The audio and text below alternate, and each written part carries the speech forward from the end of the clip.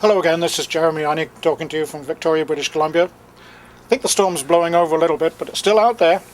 So all of you with snow blowing in your face, our daffodils are almost finished now. So I'm here to talk this particular time about education. We hear about education on the election trail, but only one party seems to be really talking with any definite plan as to what they want to do. It's expensive, but as the Mr. Ignatieff and the Liberals say, if you want an economy, you've got to have people who can read, who can write. Because if they can't read and write, how on earth are they ever going to be able to work? Sure, they could go to the local fast food joint and maybe they know enough about counting to give you change, but this isn't the kind of employment we want. We want real employment. We want people with minds who can think, what's the future for this country?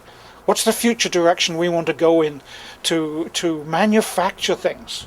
To stop this business of shipping our manufacturing jobs overseas, we need to make right here in Canada. I'm in BC. We have sawmills, we have pulp mills, we have lumber mills sitting idle, doing nothing here, simply because our logs are shipped overseas. This is a joint responsibility of both the federal and the provincial government. Education, in the same way that health is a provincial problem. But provinces can't do anything without help. They need the help. They need help in the form of money. They need help in the form of ideas. We can give them those ideas. We can have a party or parties. We can have people in the federal government who can come up with ideas as to which is the best way to go nationally. We can work with the provinces. Everyone can work with the provinces, and each province is different. But there is one overriding factor that goes right across the country as far as education is concerned, and it's to do with employment as well.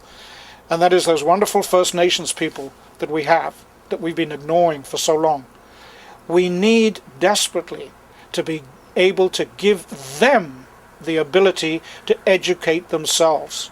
We don't need to go on to the reserves and say, do it this way, do it that way. Now, the reserves are federal responsibility and federal jurisdiction. But we don't need some big heavy-handed twit going into any reserve saying, do it this way or you don't get help. What we need is people to talk genuinely to all the chiefs right the way across the country and say, what do you need? Not only for education, but what do you need to develop in your area, on your lands, that will give you employment, that will make you self-sustaining?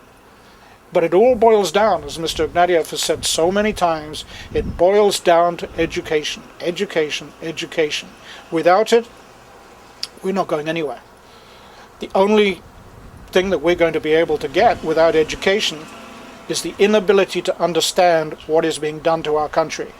The more educated we are, the more we will be able to demand what we want for our country, as opposed to having somebody tell us, this is what you're going to get. So education, education, education. Thank you.